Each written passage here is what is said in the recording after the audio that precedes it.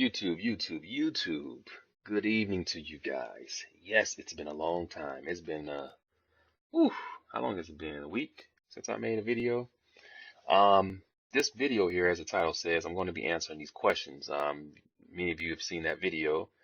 It took me quite some time, and it was very difficult for me to choose these questions because there were like 80 something questions, and all the questions were very good. So I had a hard time choosing. And as I told you guys in the previous video, I'm only choosing 20 questions. So here they are. These are all my 20 questions. I'm going to start from the top. So probably what I'm going to do, I want to make videos like these probably each week.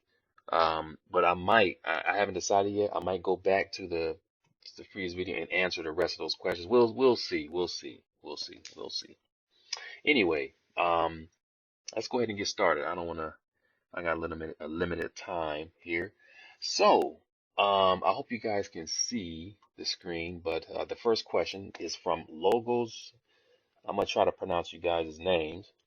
It says Logos Teals 4 days ago.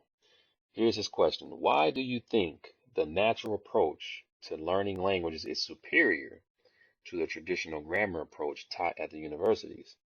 How has the natural approach benefited you over the years? And this is a very good question. Very good question. Everyone learns languages differently. You have some people who are more traditional learners, than you have those who are more natural language learners. But the natural approach can be very difficult for those who have taken these, study languages in a university. Um, it's very important to understand both approaches. For me, I believe that I think okay, um, the traditional approach can be good. I think it all depends on the learner. It depends on how long he or she plans on spending with the language. If they want to take their time, or let's say if they're studying in university, they're majoring in the language. Normally, it takes a good 5 or 6 years when you take a language at university. So, um, if this person is very patient and is not really in a rush to really start communicating, and I think that approach could be good for them. But the natural approach is, I believe the natural approach will take you less time to learn the language. I mean, it's obviously going to take time. In general, it takes time to learn language, but when you do it, when you're taking a natural approach, um, there's really no grammar. You're basically immersing yourself in the language, and it's less stress. I mean, that's what I believe. I believe it's less stressful taking the natural approach versus taking the traditional approach. Traditional approach, you'll find yourself having to deal with all this grammar. You try to memorize these charts, so you can prepare for a test and whatnot. Whereas a natural approach, you don't have to worry about that. You just everything will fall into place over time.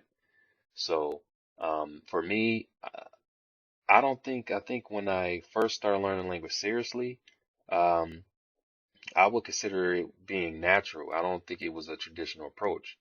Basically, I was using phrase books, just using the stuff with the native speakers. The only thing I wasn't doing is the immersion. I wasn't really immersing myself, um, you know, in the language. And what I mean by immersion is basically like listening to the language very often. You just constantly listening to it and talking with people. I was talking with people almost every day, but I wasn't really doing any input.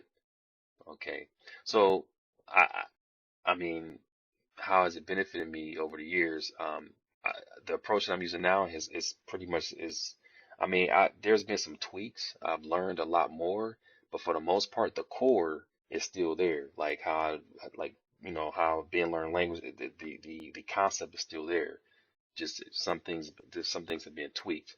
So, yeah, I'm definitely for a natural approach, and I don't plan on stepping back to a traditional approach. Now, traditional approach, I think when I took languages like French, Spanish in high school, whatever, those were traditional approaches. But yeah, all right. So let's move on to the next question. Super Journeyer, 2 days ago. So he says, "Hi, Richard Hamilton. Has your foot recovered since your retirement? How is your son? What keeps you busy now? Do you think Rick Carl is one of the best coaches ever? Did you like him more than Tom instead of Rip? What nickname would you like to have given to yourself during your career? Which person in the entire association would you like to have decked?" I knew I wasn't gonna. This was just funny to me. I wasn't gonna. I actually was gonna delete this part, but I said, you know what? I'm just gonna read it for fun. But this is the serious part. Seriously though, looking back on your early days of language learning, what would you have done differently and why? What are the major problems a person who's at an intermediate or advanced level may have? What particularly poor experiences have you had? Why do you value language learning? Ever thought about learning sign language? How are the twins and are they getting their own blog? So, where can we start with this question? If I were to look, okay, I go back to the age of 18. See, I don't want to say, I don't like to really use the word wrong because for me, it's about a learning experience. So even if I'm doing things differently now versus before, that was part of the learning process. I've grown, I've evolved as a language learner. So I don't want to say that the things that I was learning or how I was learning before was wrong. I don't want to say it was wrong. That's just where I was at that time, and I've just progressed. I've learned a lot more about the language learning, um, the learn language game in general. So however, if I were to go back, I would say I would have done more input with my languages because that was something that I really didn't do enough of back then. Like Chinese, I didn't really do input, like that much input. And again, when I say input, I mean being at home, listening to podcasts, listening to audio, creating sentences, you know, referring back to some grammar, all that's all input. Output is when you get out in the streets and you're talking with people. See, I was doing that first. I was mainly doing that with Chinese, and that was it. No input.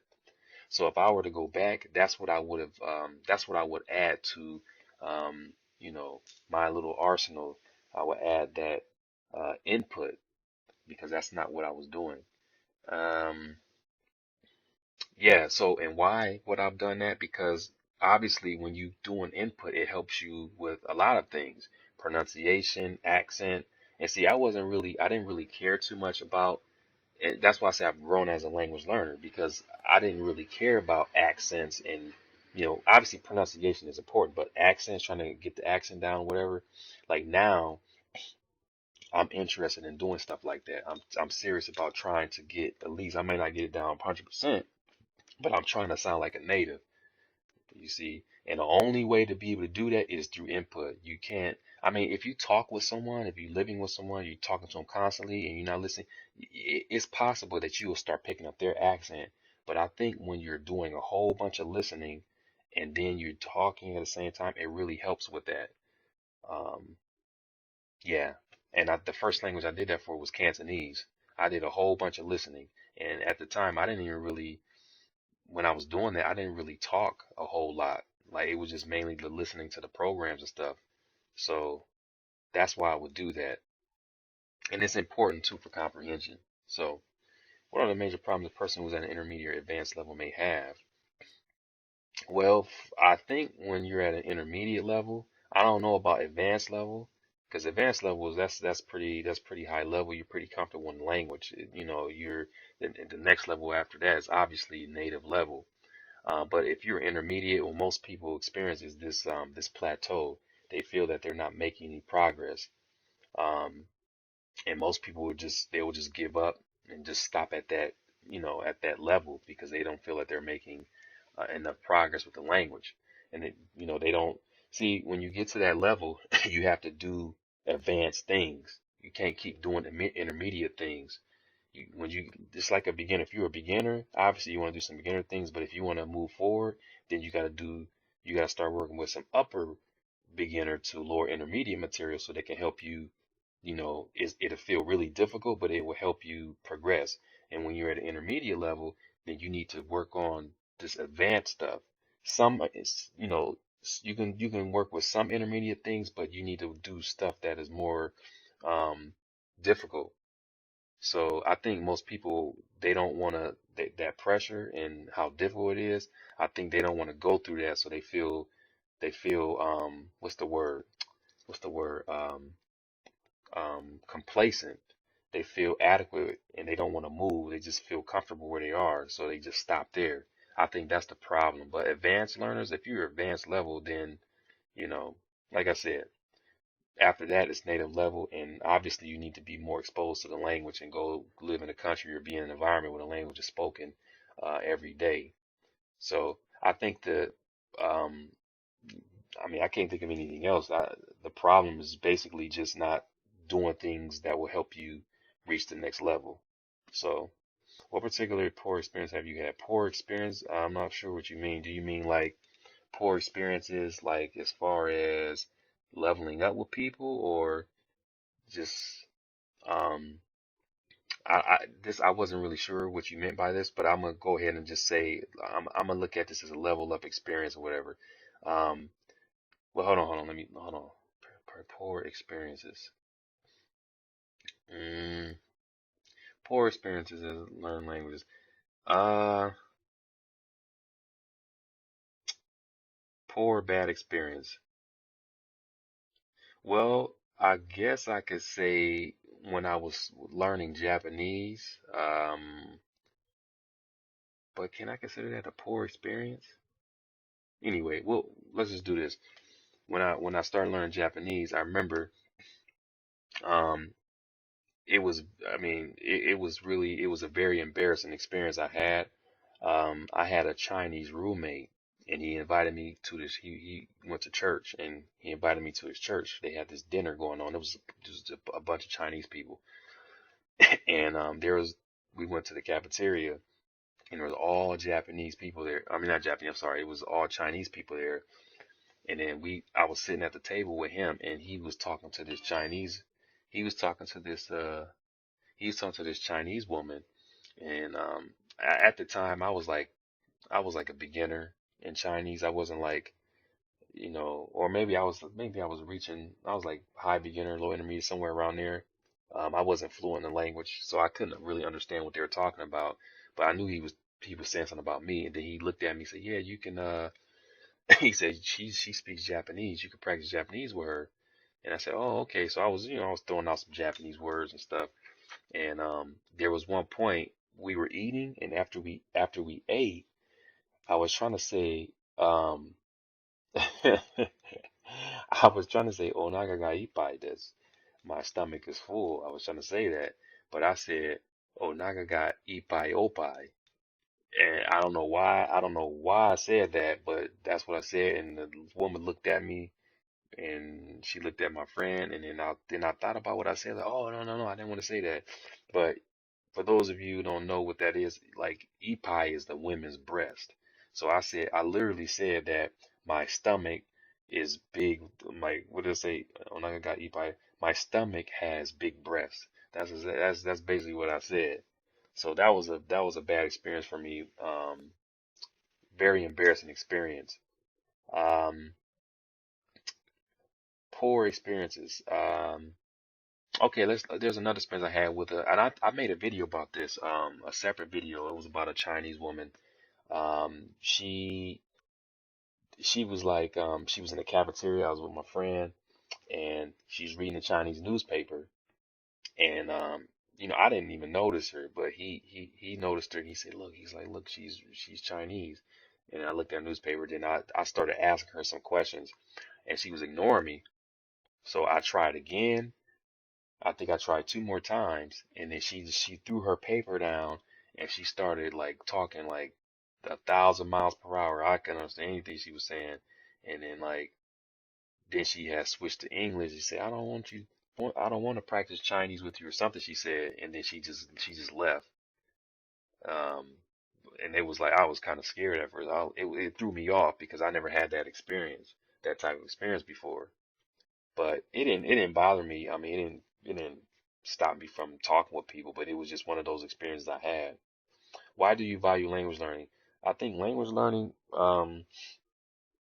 language learning for me has been very enriching for several reasons. First of all, I think my communication, in terms of talking with people, the social, um, it um, language learning has helped me to open up more as a person to talk with people because I remember before language learning, I had trouble trying to communicate with people.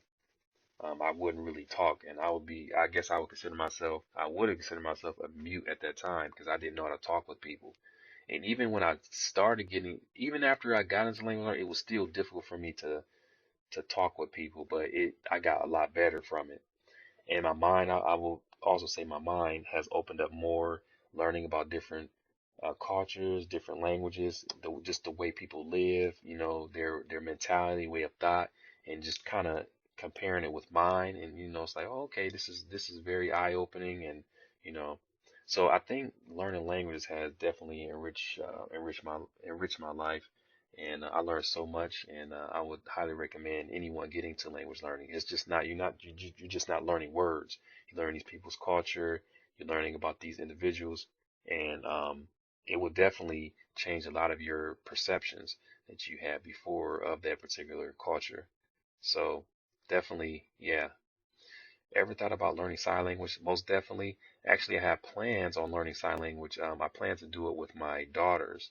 Um, I tried. We had this book, and I was trying to get them started. It was a bit difficult.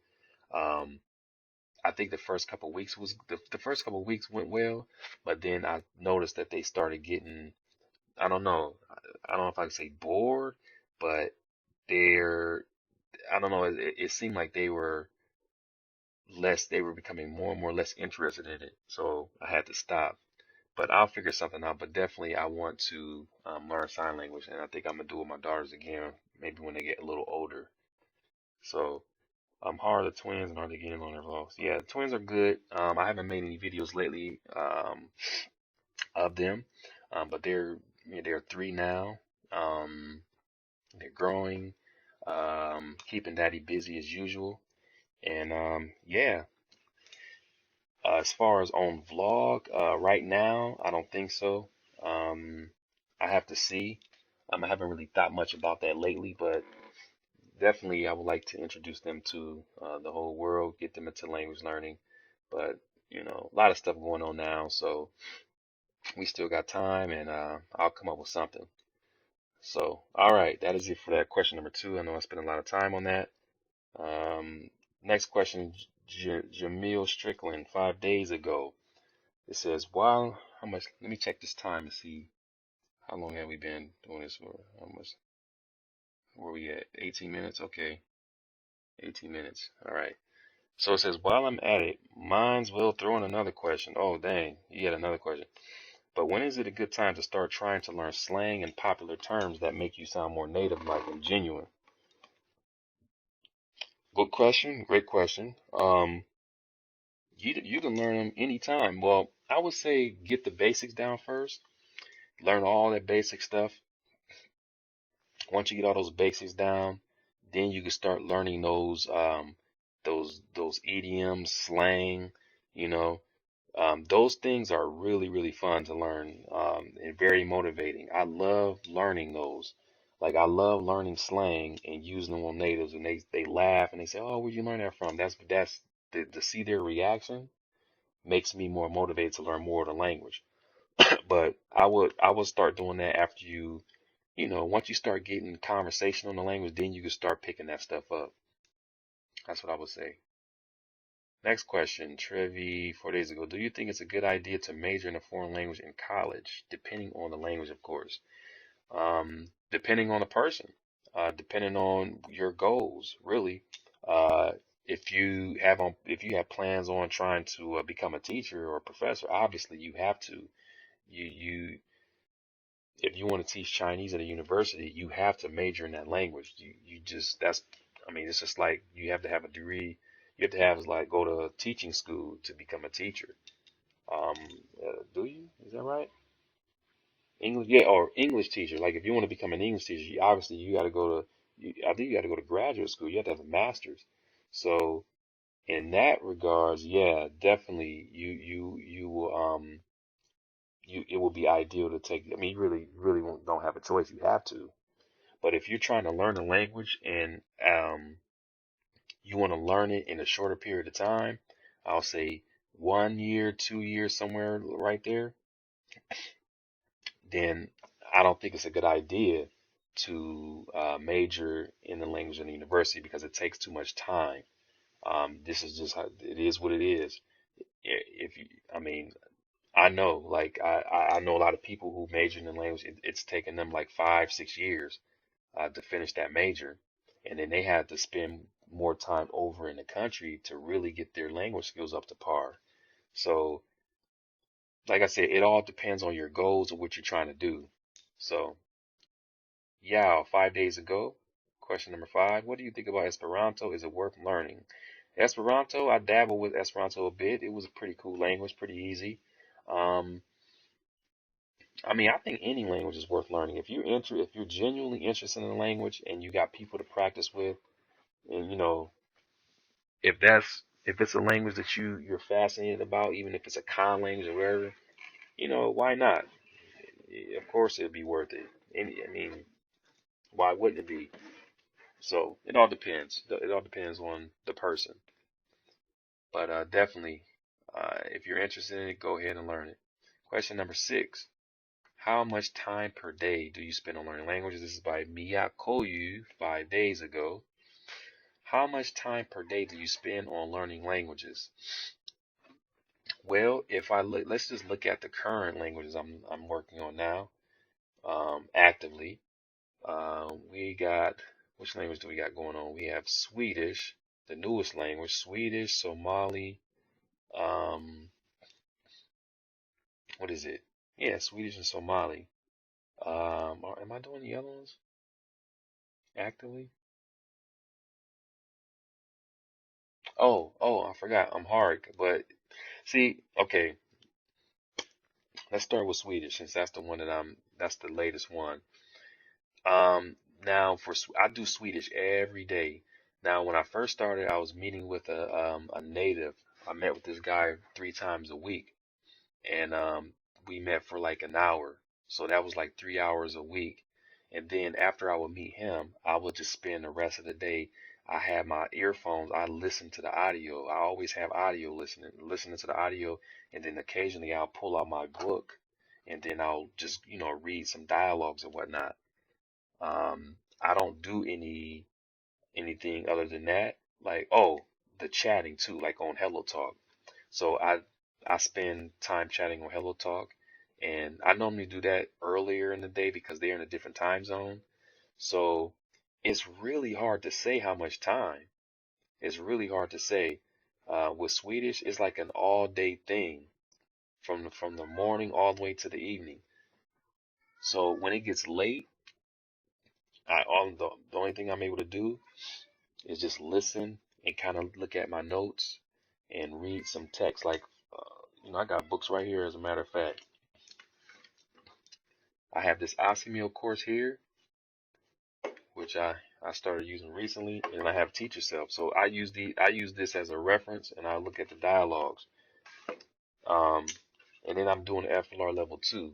Uh, so that basically dialogues there. So I just reading text and stuff. Um, and then chatting with natives and listening to the audio. So like I said, it's hard to give you an exact amount of time. Uh, you see how much time per day? Yeah, it's Swedish is all day. Now Somali, um, I'm not studying this language. I'm not studying it. Mainly what I'm doing with that is meeting with a native speaker and we just talk. That's it. We just talking on Skype and we do that for 30 minutes. Um, how many times a week? Like these 4 times a week, and that's it. I don't after I meet with him, I don't really do too much with Somali, but maybe chat with some people on Hello Talk, here and there. And then I may listen to my podcast, but I don't do that every day. I was doing that. I've been learning Somali for almost 2 years, and for the whole time I got a lot of input in. So now I'm just trying to maintain the language by just talking. So Amharic, I'm not really studying it. I'm not on the same level as I am. Well, like, Amharic is not on the same level as my Somali, but I meet with this guy and we just practice. We just practice with each other. But Swedish is the one that I'm putting the most time in. And that's, like I said, that one, that's like an all day thing. You might as well say 24 hours a day. All right, next question, 7. Structured analytics. Oh, it's a long one. A couple of questions. Have you ever used FSI language courses in self-study? If so, did you find them useful?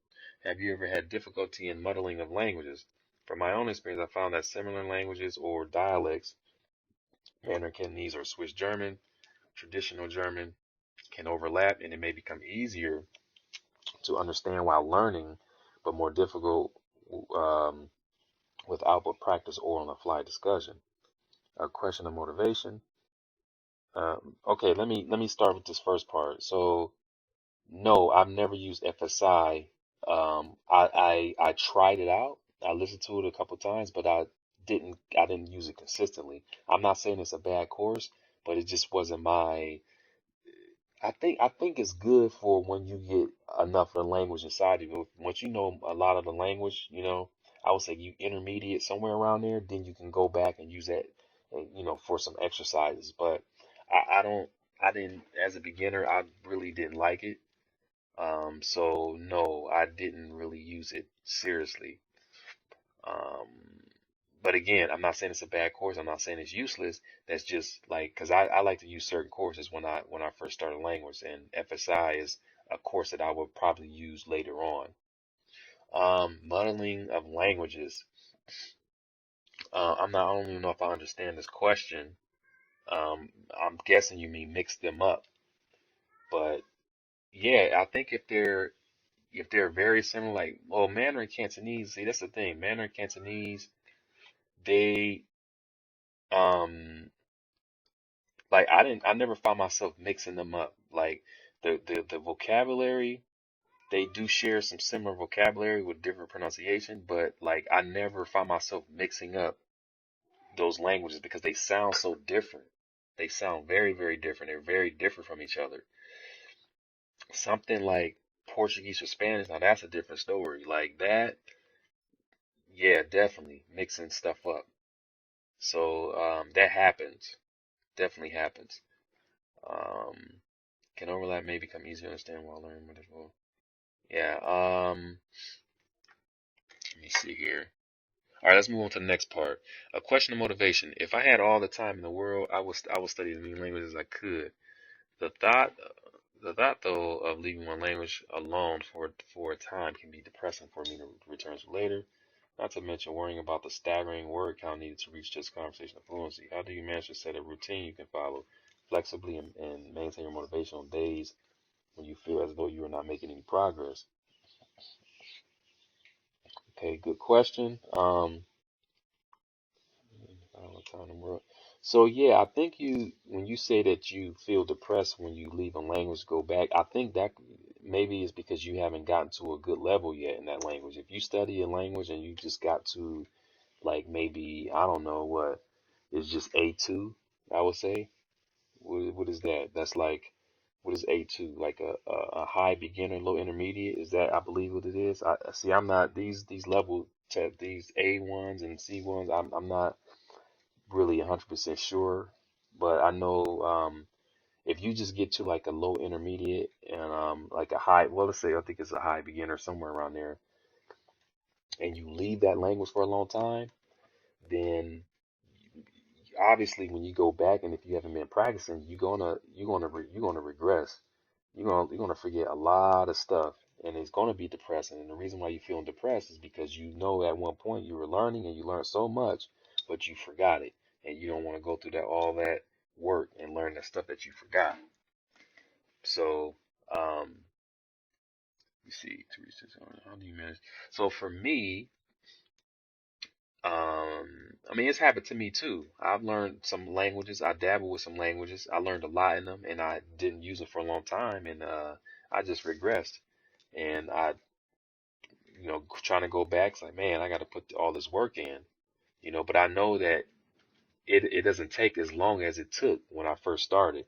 That's how it is. If you studied language before, you're gonna notice like after you spend a week on it, a lot of that stuff starts to come back. So that's just what I've experienced. Right?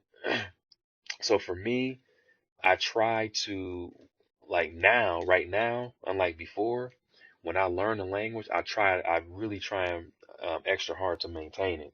Find people to practice with. It doesn't have to be every day, but at least a couple times a week just to maintain it.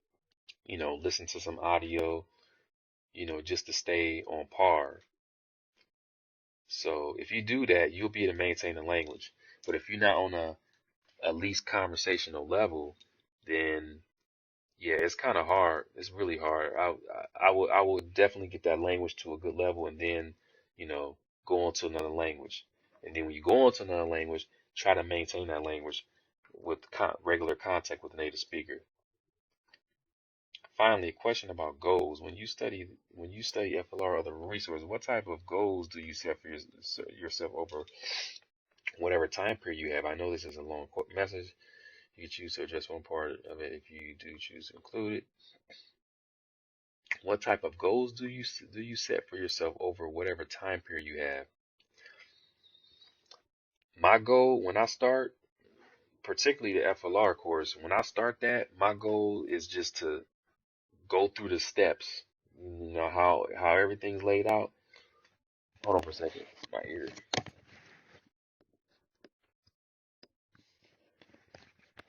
Okay. My goal is to stay consistent and just stick to the schedule. When I start that, I stick to the schedule. My goal is to have that whole course completed and mastered. There may be some things that, like a couple things that I won't remember, but for the most part, I will have a lot of that material mastered. So my goal is to have mastery over that material by, after at least 2 months. That's my goal when I start that. Next question. Question number 8, Greg Beck. 4 days ago, would you do level ups in other countries or have you already? Oh, most certainly I will do. I have plans to do something like this in the future. Right now, it's kind of hard. I got 3 girls and, it's coming. It's coming. And I have leveled up in other countries. Actually, I have some videos up on YouTube when I was in Taiwan. I was walking around in a night market and I think I leveled up in Vietnamese with some women there. So I can't remember the title of the video, but I know I made a video a long time ago when I was in Taiwan. Next question. Let's see. Dragon 176 5 days ago. How long? Oh shoot, how long time? Okay. How much time does it take to subtitle your level of videos, and do you learn from it? Would you recommend us trying to subtitle videos to practice the language? Oh man, it takes a lot of time. It depends on how long the video is. If I make I'm gonna start with the longer videos. If I get footage for a video that is 2 hours long, that takes me about 2 weeks to subtitle. If I stick to my normal schedule, if I stick to my normal schedule I got set up for subtitle level of videos, it'll take me 2 weeks to finish a 2 hour long. Was that right? No, no, no. I take it back. No, no, I take it back. It'll take me 2 weeks for a 3 hour long video. If it's 2 hours, it'll take me like a week and a half. If it's shorter than that, then it'll take me a couple days. If it's an hour long video, it'll take me a couple days, yeah. But I would have to do like 30 minutes a day. 30, 60 minutes. So if I'm able to get 30 minutes in a day, then I'll be able to finish the video in 2 days. And yes, you do learn a lot. I found that when I went back and subtitled the video, there were things that so okay, wow, I can remember. I didn't remember, but I didn't remember the material I learned or whatever it was until I went back and subtitled the video. So definitely it's a learning process when you do that as well. You should give it a shot. You should definitely give it a shot. It's time consuming, but you definitely will learn something from it. What is this? Question number 10. Mark 24, 4 days ago. See, nice. If I'm chosen, this is my question. How do you deal with idiomatic expressions? Once I learn the native meaning for the phrase or word, I'll find it hard to use in conversation because I lack confidence in what context environment to use it in. Mainly because while talking to natives or students of said language, they'll say it means something different than what I originally learned, or just take it literally word for word, and you know that can get ugly real quick. Just don't want to come off disrespectful while meeting new people. Your thoughts? Yeah, this is a good question. You got to be careful with idioms, like especially if you're learning from books. You may think that they are used in that way that they explain them, but then once you use them in a real life context, then you may be misunderstood. They say, "Wait, what do you mean? Do you mean this? You mean that?" This happened with me a lot. I was learning idioms from books, and then I tried to use them, and sometimes they won't correct you. They'll just laugh. They find it funny. But then later on, you figure out that, oh, I was using it in the wrong context the whole time. Oh, give me just a second. I'll drink this water here.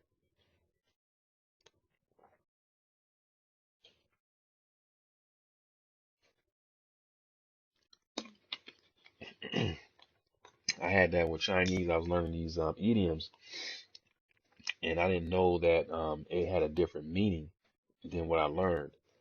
So you definitely, the books are good. If you learn from the books, I would basically just try them out and then see, maybe ask the native if it makes sense. Just try it out in the sentence or whatever sentences you came up with, and say it to the native and ask them if it makes sense. And if they say it makes sense, oh, that's perfect, and it's perfect. But they say, nah, you shouldn't use it in this context. And they'll normally tell you if you ask them though. But if you just use it, if you just use it on them, they'll just laugh. They're not going to say, okay, well, you shouldn't use it like that. They just going to be impressed that you knew that idiom.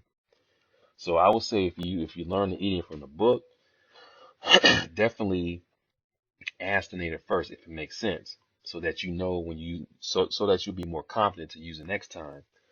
Now, another way of learning this stuff is just talking with native speakers. They just throwing stuff out there, idioms, they throwing slang out there, and you will know the context because you guys are already talking about something. So you just remember from that context, take your notes, say, okay, he used this. You say, what does that mean? He tell you what it means.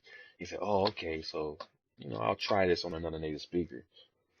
So I think if you want to prevent from being disrespectful or offending anyone, you should definitely go in that direction. Okay, here's James Strickland's first question. Question number 11. How much time do we have? 37. Okay, okay. I'm guaranteed to have the best question for any language learner, but here it goes. When learning a language, when should you expect to get that little guy in your head to stop translating things to English while hearing your target language? Oh, cats are fighting over here. Does it ever go away? And if so, how can you get it to stop so you can speak a foreign language naturally without having to translate what you're saying and what is being said to you? See, you're going to go through this for a while until you become comfortable in the language. To me, that is fluency. Fluency is when you get to that point when you try to, like, you're not doing much translation in your head. It's just coming all out. It's coming out.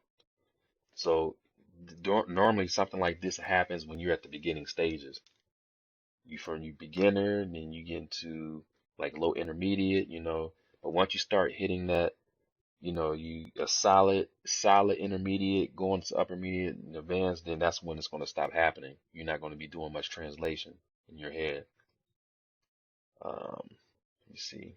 So basically, you just got to continue to just train, keep trying to talk with people until you become more comfortable with the language, and that's when you will no longer need to translate things in your head.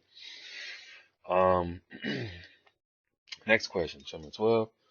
Let's see, Flickers 4 days ago. How do you use newspapers and other media sources to most efficiently build on your language knowledge? Do you have any specific techniques? Do you use spaced repetition systems for new words, etc.?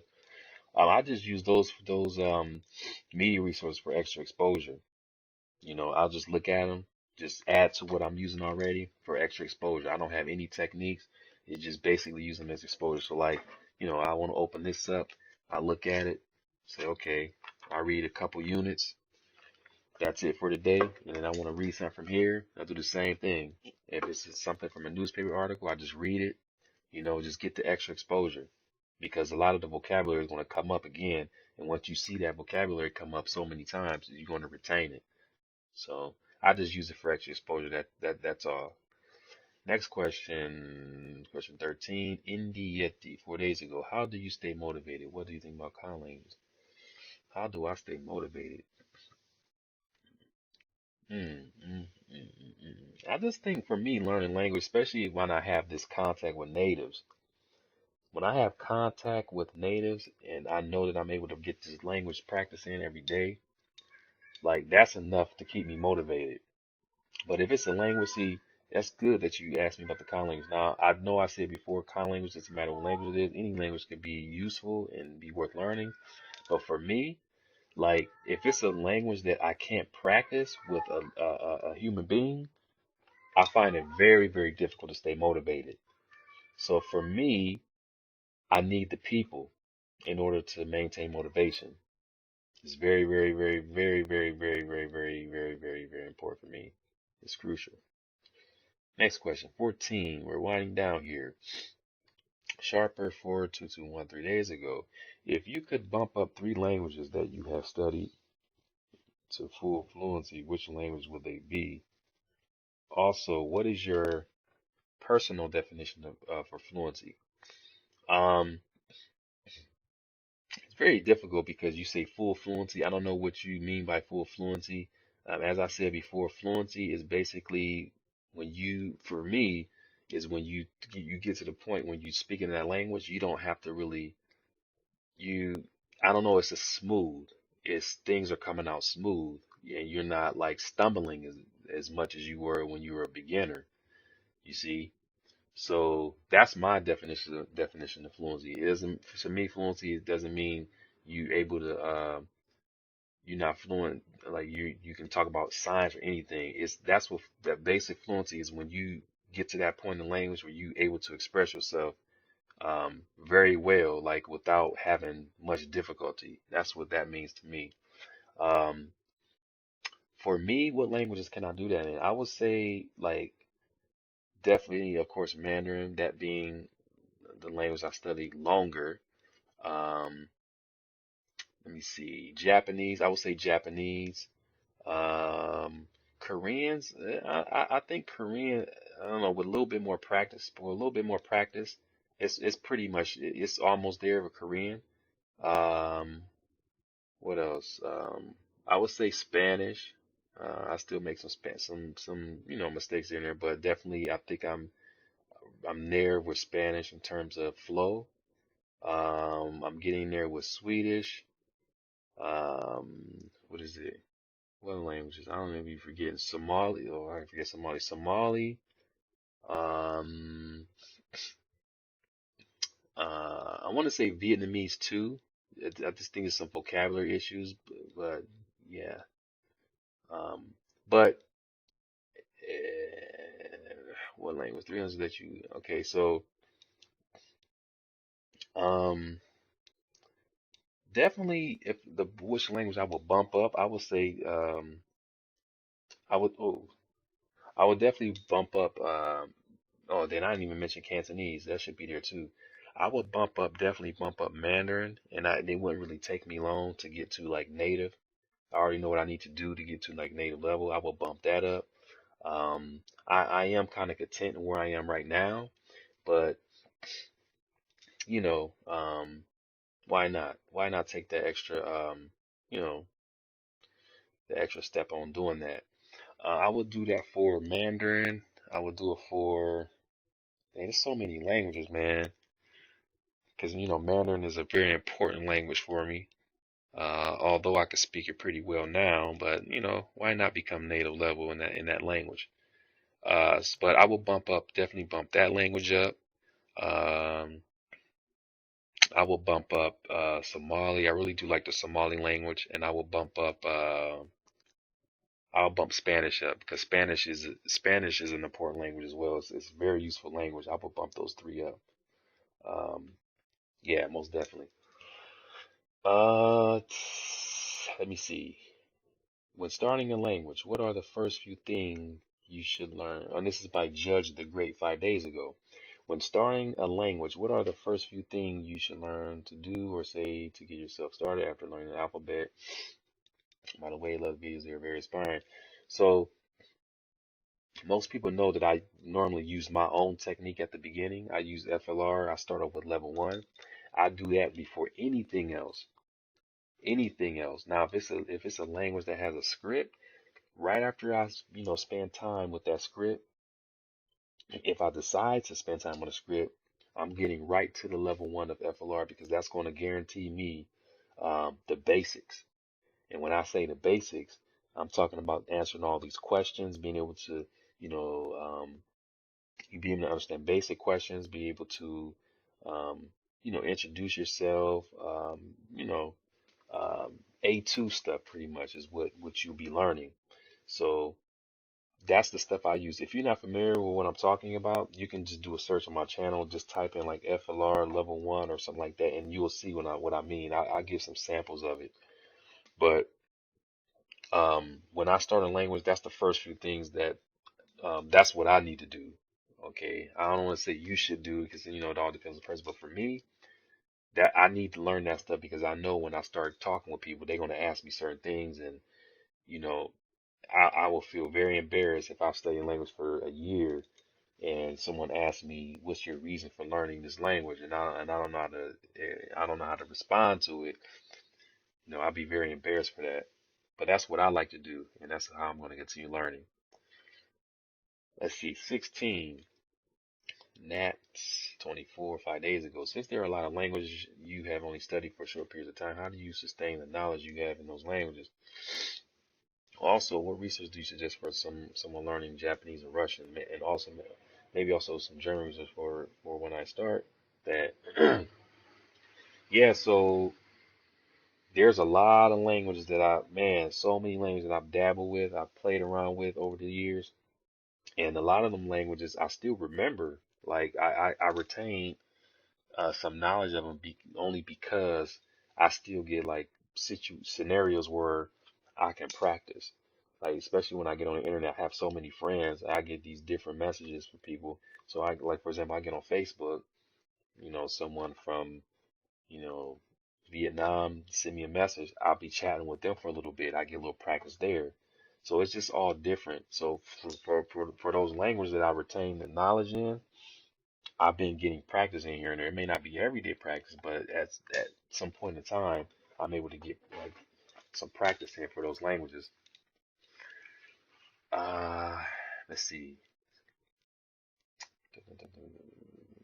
Okay, we're winding down. We got like three more questions left. Let me see where we at. I thought this video was gonna be over an hour. We're at 48 minutes. All right, we almost done. Okay, what do you think of? Okay, this is by Sprues S. 1 day ago. Question 17. What do you think of language level tests? Not the school ones, but the official ones. Have you got any? I think language level tests are good. I think they're good for motivate. They could be good for motivation. You could set a goal for yourself when you learn a particular language. Say, okay, I want to pass this test. And when you set a goal for yourself like that, that will actually help you to really get down, buckle down, and get deep into that language. So I think you can use level language tests for motivation to help you maintain your drive and maintain your drive and consistency for learning that language. So definitely, I would say um, those are good things to have. Um, the official ones, I'm guessing you're talking about language level tests, such as like I'll use the JOPT, the Japanese placement test. Or not placement test, the Japanese proficiency test. That's the only one I've taken. Oh, and then the HSK. I was supposed to take that a long time ago, and never did. Yeah, I took the JLPT twice. I didn't take the very first, the easiest one. I think it was they changed it recently. But when I was taking it, it was like level four was the lowest one. So you start from the lowest one. Level four is the lowest one, and level one was the highest one. So I took level three and I passed that. I can't remember my score, but I passed that. And this was without, that was without study. I don't even think I was prepared for that test. I just took that test. I was going to prepare for it, but I kept procrastinating, and it got real close to the test date. And I said, okay, I had to go take this test next week. So I just went up there, drove up there to Chicago with my wife, and I took the test, and I passed it. I still got my, I still have my, hey, where is that thing? Oh man, that thing is somewhere. I will show you guys. I have my certificate. Where, yeah, uh, maybe I should have went through. Yeah, I should have looked for it before making this video. But yeah, I passed JLPT level 3, and then I took level 2, and I got owned. I mean, I got beat down. And then again, I tried to take that test without studying. I got destroyed. I literally got destroyed. Um, yeah. Question 18. Manual rhythm 5 days ago. For people having difficulty learning a new language, if you had to make an assumption for why that is, what percentage do you think is due to being unmotivated or lazy versus actual difficulty? Feel free to drop some bombs, Mo. Um, I think that I would say the percentage is higher for people being unmotivated versus actual difficulty. I think I would say the percentage is higher than that because motivation tends to be a huge issue for people. And then laziness, but I'm gonna just go with motivation because if you don't have motivation, you can't possibly stay consistent or even just you can't even if you don't have motivation, you can't put yourself to studying. Like you can't even open up the book or whatever you need, whatever you're using to learn studying language. You're not even gonna be able to do that because you're not motivated to do that. And see, laziness is just I won't use laziness. Let's just stick with Let's just stick with the motivation. The motivation is what you need to maintain that. And if you're motivated, you're not going to be lazy.